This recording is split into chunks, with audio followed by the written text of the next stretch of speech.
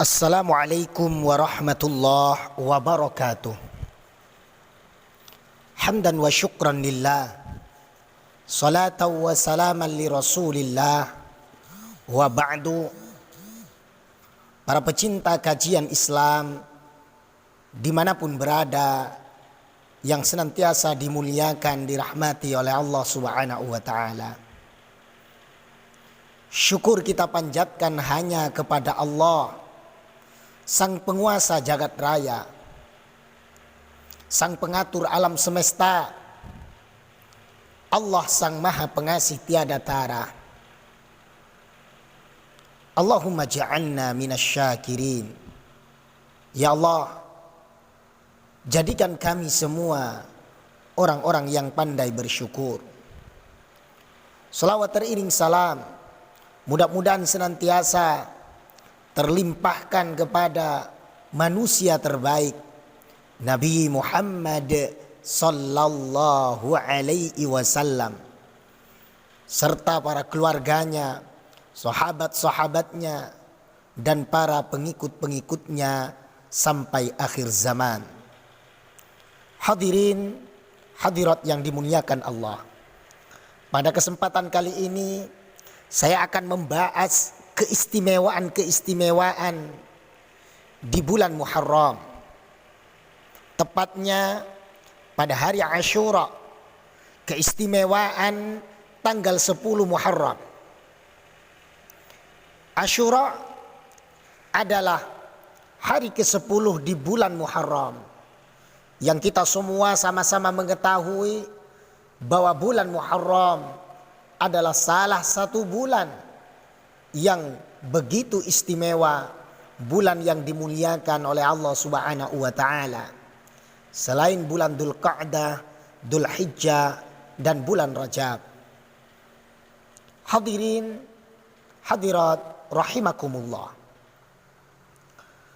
banyak diriwayatkan oleh para ulama tentang mazaya, tentang keistimewaan yang ada pada bulan Muharram, tepatnya pada tanggal 10 Muharram. Banyak kejadian-kejadian sejarah para nabi-nabi terdahulu yang terjadi pada hari Asyura, yang terjadi pada tanggal 10 Muharram. Yang pertama, dikatakan oleh para ulama, khuliqa fihi Adamu dakhilal jannah. Nabi Adam diciptakan pertama kali di dalam surga. Itu terjadi pada tanggal 10 Muharram, pada hari Asyura. Kemudian Nabi Adam diturunkan oleh Allah sebab suatu kesalahan, diturunkan ke muka bumi, dan Nabi Adam diampuni oleh Allah subhanahu wa ta'ala, diterima taubatnya oleh Allah, juga terjadi pada tanggal 10 Muharram. Kemudian dalam sejarah Nabi Nuh yang begitu terkenal dengan adanya banjir bandang yang luar biasa, bahkan dikatakan menutupi seluruh permukaan bumi. Banjir yang sangat dahsyat sebab doa Nabi Nuh, karena banyak dari umat-umat Nabi Nuh yang tidak mau menyembah Allah subhanahu wa ta'ala. Dan Nabi Nuh beserta orang-orang yang beriman diselamatkan oleh Allah, berada di atas kapal. Kemudian kapal itu berlabuh di suatu bukit, yaitu Bukit Zu'di. Itu juga terjadi pada tanggal 10 Muharram. Wa fuliqal bahru li Musa, terbelahnya lautan ketika Nabi Musa menyeberangi lautan, menghindar dari kejaran pasukan Fir'aun. Itu juga terjadi pada tanggal 10 Muharram. Wa ughriqa fil ba'ri Fir'aun, pada saat yang bersamaan di tanggal itu pula, di hari itu pula, Fir'aun laknatullah alaih ditenggelamkan di lautan oleh Allah Subhanahu wa taala. Kemudian ada kisah Nabi Yunus yang sangat terkenal. Nabi Yunus ditelan oleh ikan. Sebab Nabi Yunus kurang sabar menghadapi umat-umatnya yang durhaka. Sehingga Nabi Yunus pergi dalam keadaan agak marah. Kemudian Allah perintahkan ikan yang begitu besar untuk menelan Nabi Yunus alaihi salam. 40 hari lamanya Nabi Yunus berada di dalam perut ikan. Seraya berzikir kepada Allah, la ilaha illa anta subhanaka inni kuntu minadz zalimin. Akhirnya pada tanggal 10 Muharram Allah selamatkan, Allah perintahkan ikan untuk memuntahkan Nabi Yunus dalam keadaan selamat. Kemudian Nabi Yusuf alaihi salam. Nabi Yusuf alaihi salam diselamatkan oleh Allah dari sumur, diselamatkan oleh Allah dari penjara. Juga terjadi pada tanggal 10 Muharram. Kemudian Allah menerima tobatnya kaumnya Nabi Yunus, juga terjadi pada tanggal 10 Muharram. Bahkan wa wulida Ibrahimu alaihi salatu wassalam, Nabi Ibrahim dilahirkan pada tanggal 10 Muharram. Wa naja minan nar fihi, dan Nabi Ibrahim pun diselamatkan oleh Allah dari api yang membakarnya. Karena pada saat itu Nabi Ibrahim alaihi salatu wassalam dibakar oleh Raja Namrud. Namun apa? Api itu tidak sanggup untuk membakar Nabi Ibrahim alaihi salatu wassalam. Ya narukuni bardaw wa salama. Yang terkenal kisahnya di dalam Al-Quranul Karim. Kemudian Nabi Isa alaihi salam juga dilahirkan pada tanggal 10 Muharram. Kemudian Nabi Isa alaihi salam diangkat ke atas langit, juga terjadi pada tanggal 10 Muharram. Wa rudda basara Ya'qub, dikembalikannya penglihatan Nabi Ya'qub alaihi salam, ayah dari Nabi Yusuf alaihi salam. Itu juga terjadi pada tanggal 10 Muharram. Kemudian Nabi Ayyub alaihi salam yang oleh Allah diuji dengan penyakit yang mohon maaf, jika itu terjadi pada zaman sekarang itu akan menjijikkan jika dilihat oleh orang lain. Belasan tahun Nabi Ayyub diuji dengan penyakit kulit yang begitu menjijikkan. Atas kesabarannya terus berdoa kepada Allah, sabar menghadapi ujian, Nabi Ayyub alaihi salam kembali seperti semula, disembuhkan oleh Allah Subhanahu wa taala dari penyakit yang menjijikkan itu. Kemudian Nabi Daud alaihi salam diampuni oleh Allah juga pada tanggal 10 Muharram. Nabi Idris alaihi salam diangkat oleh Allah ke langit, juga terjadi pada tanggal 10 Muharram. Bahkan Nabi Sulaiman alaihi salam dikembalikan lagi kekuasaannya, kerajaannya, yang tidak ada kerajaan yang lebih besar di muka bumi ini kecuali kerajaan Nabi Sulaiman. Itu juga dikembalikan tepat pada tanggal 10 Muharram. Bahkan tiang pernah membaca satu keterangan bahwa roh Sayyiduna Habibuna Muhammad sallallahu alaihi wasallam, ruhnya Nabi Muhammad itu diciptakan pada tanggal 10 Muharram, walaupun Nabi Muhammad terlahir ke dunia itu pada tanggal 12 Rabiul Awal. Dari banyaknya kisah-kisah yang luar biasa ini, tidak kita ragukan lagi bahwa tanggal 10 Muharram, bahwa hari Asyura itu adalah hari yang istimewa. Bukan hanya bagi nabi-nabi dan kaum-kaumnya terdahulu, tapi ini juga istimewa bagi kita semua umat Muhammad sallallahu alaihi wasallam. Hadirin hadirat rahimakumullah. Bahkan saking istimewanya tanggal 10 Muharram itu sampai-sampai diabadikan oleh baginda Nabi Muhammad sallallahu alaihi wasallam. Momentum yang luar biasa itu diabadikan oleh Rasul sallallahu alaihi wasallam dalam bentuk ibadah kepada Allah, yaitu berpuasa di tanggal 10 Muharram. Suatu ketika Nabi Muhammad sallallahu alaihi wasallam tiba di Madinah, Nabi Muhammad melihat orang-orang Yahud. Orang-orang Yahudi ini adalah kaum Nabi Musa alaihi salam.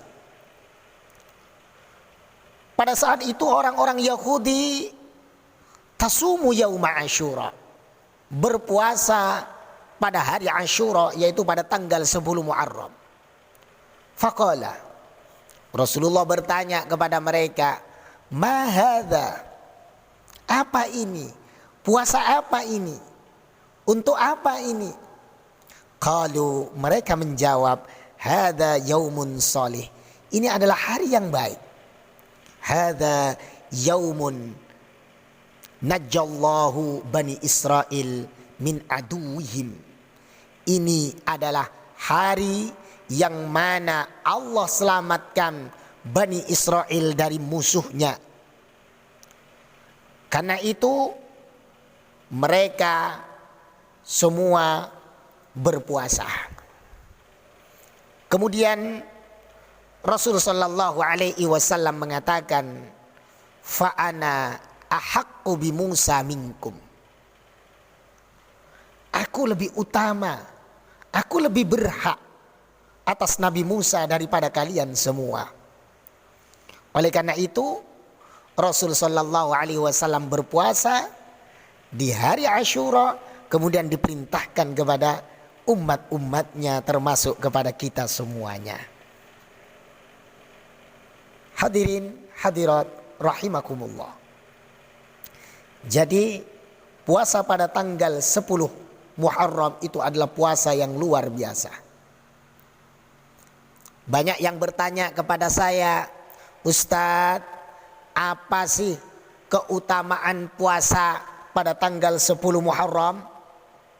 Dalam satu hadis dikatakan, ketika Rasul sallallahu alaihi wasallam ditanya tentang puasa Asyura, tentang puasa pada tanggal 10 Muharram, maka Rasul sallallahu alaihi wasallam mengatakan, "Yukaffirus sanatal madiyah."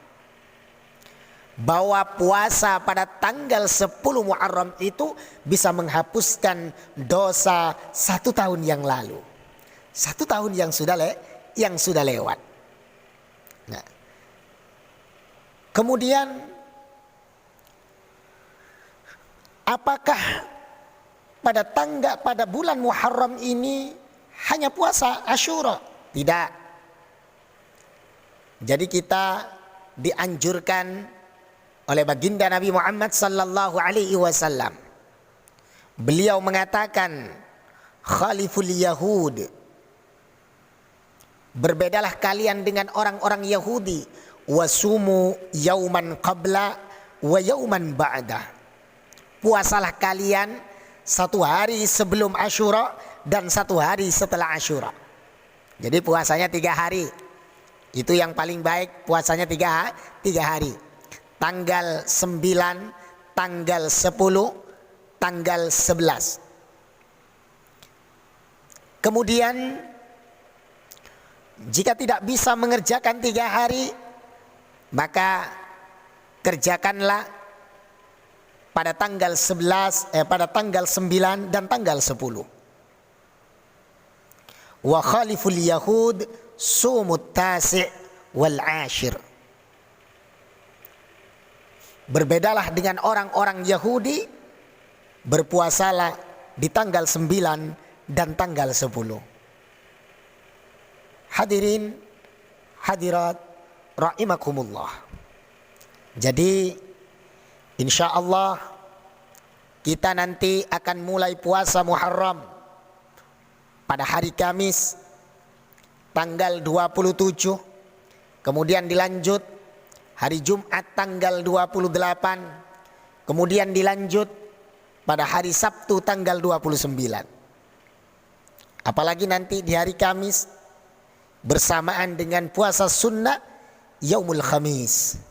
Insya Allah kita akan mendapatkan semua pahala dari puasa yang kita laksanakan. Hadirin hadirat para pecinta kajian Islam yang dimuliakan Allah. Bukan hanya berpuasa, kita seyogyanya di bulan Muharram pada umumnya, pada tanggal 10 Muharram pada khususnya, kita hendaknya mengerjakan amal-amal soleh, amal-amal selain puasa, baik itu sedekah, membahagiakan orang lain, memperbanyak salawat, memperbanyak zikir, memperbanyak baca Al-Quran dan lain sebagainya. Insya Allah semua amal itu akan bernilai lebih di hadapan Allah Subhanahu wa ta'ala. Bahkan dinukil dari para ulama bahwa pada tanggal 10 Asyura ini ada beberapa amalan-amalan, meskipun tidak semuanya ini pernah dilakukan oleh baginda Nabi Muhammad sallallahu alaihi wasallam, tapi banyak orang-orang soleh zaman dahulu melaksanakan amalan-amalan ini. Selain puasa tadi, yaitu mengerjakan solat. Tapi solat di sini mohon maaf, jangan ada yang mengerjakan atas dasar niat solat 10 Muharram. Tapi solat di sini bukan solat khusus 10 Muharram. Solat sunnah biasa. Atau para ulama banyak melaksanakan solat sunnah tasbih di malam 10 Muharram. Kemudian sedekah, banyak-banyak bersedekah, banyak-banyak berinfak, banyak-banyak membantu orang lain. Kemudian wat tawassu' anil iyal, alal iyal, yaitu membahagiakan keluarga, menjadikan hari itu hari yang istimewa untuk keluarga. Bahagiakan keluarga. Satu contoh misalnya, membelikan istrinya, membelikan anak-anaknya, yang istrinya membahagiakan suaminya dan anak-anaknya. Kemudian ada ulama yang membiasakan diri pada malam itu al-ightisal, mandi. Dengan tujuan apa? Mandi dengan tujuan tafaulan, agar kita semua ini bersih zahiran wa batinan. Tapi jangan mandi yang macam-macam. Ada kadang mandi harus cari 7 sumur kuno. Nah, ini tidak boleh. Atau mandi 7 rupa, kembang 7 rupa. Nah, ini tidak seperti itu. Kemudian waziyaratul alimis salih, berziarah ke tempatnya orang alim, orang salih, berziarah ke tempatnya para tuan guru, para kiai dan lain sebagainya. Kemudian wa'iyadatul marid, menyambangi orang yang sakit, tapi ingat bukan orang yang terpapar corona. Cari orang sakit yang bukan corona. Kemudian mengusap kepalanya anak yatim. Tapi mohon maaf nih, yang dimaksud di sini mengusap, hakikatnya bukan hanya mengusap, tapi bagaimana di hari itu kita memberikan santunan kepada mereka. Di mana di tanggal 10 Muharram itu kita membahagiakan mereka, anak-anak yatim. Kemudian wal iktihal wa taqlimul atfar, ya bersih.